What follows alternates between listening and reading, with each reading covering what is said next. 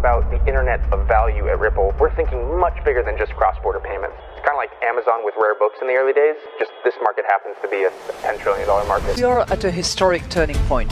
Said in the past that you are doing for money what email did for communication. Moving the whole revolution forward. There's trillions of dollars parked around the world. XRP. Is there a possibility that Ripple could take over Swift one day? Welcome back, ladies and gentlemen. Tom. So, Turf Fire Script, let's get right into today's very bullish video. I can't wrap my head around that there's people out there, approximately 99% of the world's population, that are going to miss out on the greatest wealth creation of all time with the digital asset XRP.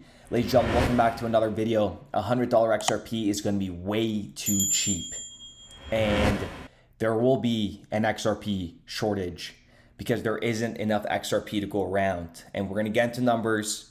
We're also going to get into a clip by Brooks at Whistle. He is currently working at Ripple, and prior to that, he was at Uber and also Goldman Sachs for 18 years. Just one of dozens of individuals that have jumped ship from JP Morgan, Goldman Sachs, Bank of America, Swift, that all came over to Ripple because this company, Ripple, and this digital asset XRP is going to change the game forever.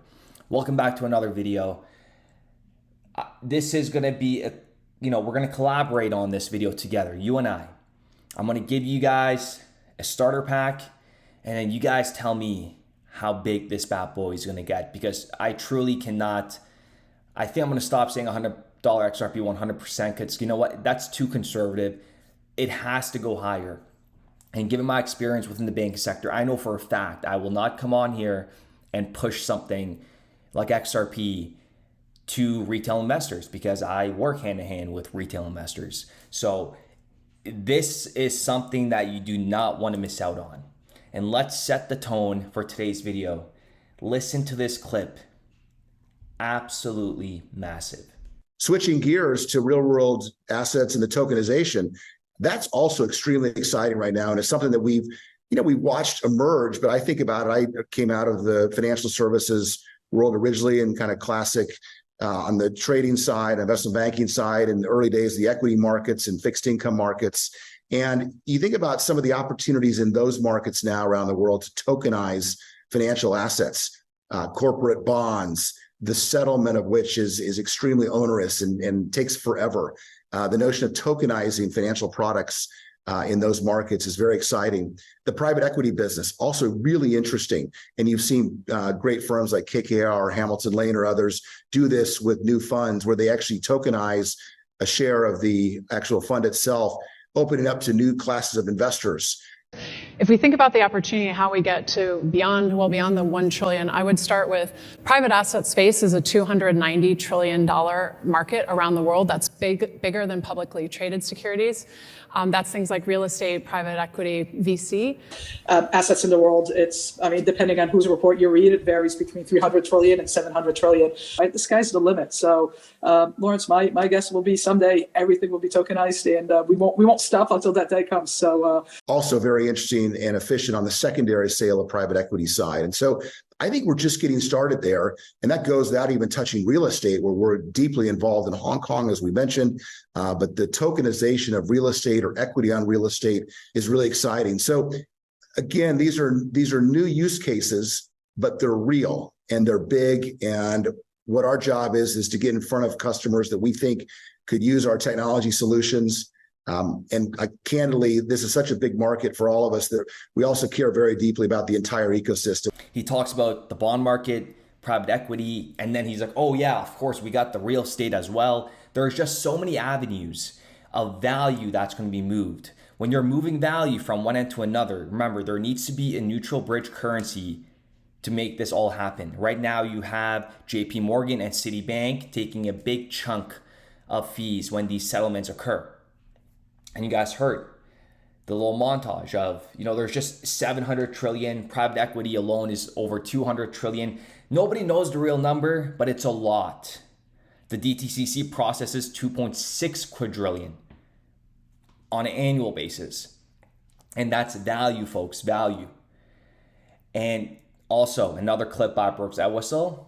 The core product solution, which is called on-demand liquidity, has really taken off. And that's using the bridge asset, in this case, XRP, to move that value more and beyond messaging between sender and receiver. You'll need XRP to move that value. And today we're only going to cover the bond market. The largest bond markets in the world. This is the top 10, and these add up to over $130 trillion. Again, like I said, we're being extremely, extremely conservative. Take a look at this. Tokenizing bonds, in simple terms, means representing traditional bonds as a digital tokens on a blockchain or distributed ledger. These digital tokens are essentially a form of digital ownership or representations of the underlying bond. Keep in mind, who is the only digital asset out there, company that is regulated within financial infrastructures? And that, ladies and gentlemen, is Ripple and XRP, and they're regulated on the highest level, okay? XRP can play a significant role. XRP can be used as a means of transferring value and settling transactions quickly, enhancing the efficiency of bond trading. Using XRP for settlement can reduce these costs by enabling peer-to-peer transactions, bypassing some intermediaries and associated fees. XRP is a global digital asset, keep that in mind. And the XRP ledger operates on a decentralized network accessible worldwide. This means that bond tokens can be traded and settled globally, allowing investors from different regions to participate in bond markets seamlessly.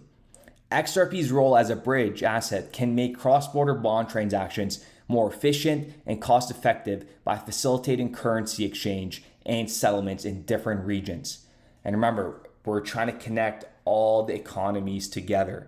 Interoperability of economies actually connect more than 200 countries, and particularly their payments and securities infrastructures with each other, always with financial institutions playing a front and center role. The ability to enhance each other's understanding, the ability to connect the diverse economies, the 200 or so countries in the world, and make sure the payment system works for all different profiles of companies, the largest and most sophisticated, and the most rural and small. And do you see how a digital asset like XRP could play a significant role? Because right now it's the USD that's dominating the sector. And if you guys remember the video, we talked about how much XRP is out there. The blue check marks are verified of the holdings, and the red ones we're just assuming that's how much they hold, but very conservative because it's going to be a lot higher. Ripple, 6.6 billion XRP outside escrow. Chris Larson, Arthur Brito, they have totaling up to over 4 billion XRP verified. Brad Garlickhouse, 2 billion. David Schwartz, 3.5 billion XRP. And keep in mind, David Schwartz, I think he has way more. He got in when Jet was here. Jet had about 7 billion XRP, and we're being very conservative. And we have Greg Kidd, 2.5 billion, Susan Atley, 1.5 billion, Bob Way, 2.5 billion. And then we have Ripple, team, and the directors with 3 billion XRP. Totaling for 65 billion XRP, including escrow, within the early adopters, the early pioneers. And this doesn't mean it's centralized. If you think this is centralized because they own this much XRP, absolutely not. It's just that we're early to the game. And in terms of leadership, right, we have Monica Long, Eric, Kirsten, Devraj, all these people also hold XRP, which we are not accounting for. Rosie Rio, Sandy O'Connor, Ashish Burla. But internally, I'm 99% sure that they are not allowed to sell XRP maybe 10 years from now or even 5 years from now. I know there's definitely something in the back end where these individuals with their XRP bags are not allowed to touch them anytime soon. For example, you could go ahead and check out Chris Larson and Arthur Brito's XRP holdings on the XRP scan. They haven't been touched. Okay, so we're working with a very small amount of XRP that's actually going to be utilized. There isn't enough XRP. And if you guys recall, we talked about the derivatives market, global real estate, the S&P, the global debt. If we were to obtain just 15% of each of those categories, it values up to $189 trillion on a very conservative scale. But today, we're only talking about the bond market. So tokenizing bonds with XRP, bare minimum, 5% of the bond market is $6.5 trillion. And if we just go ahead and do the simple math here, the 6.5 trillion divided by the 35 billion XRP that's going to be out there circulating, that gives a value of XRP at $185. And now let's look at it from a volume perspective. On the left-hand corner, Susan Hadley and an individual, Rob Mitchnick from BlackRock, put together a PDF back in 2018, and they said daily XRP transaction volume at 556 billion would result in a $3.2 trillion market cap and a $32 per XRP. And this makes perfect sense, because if we go ahead and double what they said, so a volume of 1.2 trillion, the market cap would be about $6.4 trillion. If the volume for XRP is $1.2 trillion, the daily volume. And we're talking about tokenizing the financial infrastructure. Like, do you guys see where I'm going with this? This is absolutely peanuts. Market cap means nothing. It's irrelevant when we're talking about putting a value on XRP, because the value of XRP will be derived by the amount of volume that the network has. So on a daily basis, for example, the FX market is 8 trillion. SWIFT, 5 trillion. These are just cross-border payments. We're not talking about the bond markets. We're not talking about the stock market. All those assets are going to be tokenized, and all these assets are going to be moved. That value will be moved. There will be an FX transacted at that time. You're going to need a neutral currency that is regulated across the world in every economy that you could all utilize, and a trusted network. So $100 XRP is way too cheap, but keep in mind to take profits on the way up. But there isn't enough XRP. People at Ripple are not selling their XRP anytime soon. They're already all wealthy to begin with. They're not here for the money. And you could think whatever you want when I said they're not here for the money. You could say Brad Garlinghouse is dumping, whatever floats your boat. But at the end of the day, I will be here when XRP reaches $100 and then over. And then all I'm going to hear is crickets. Crickets, that's it. With that being said, I do appreciate every single one of you guys, and we'll be back with another video.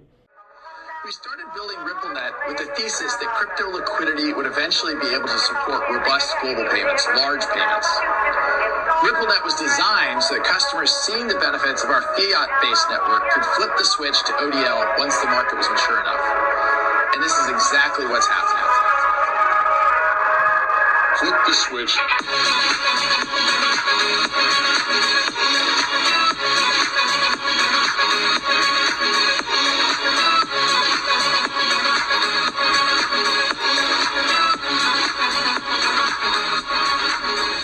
I think what we're building has, it's solving a real problem.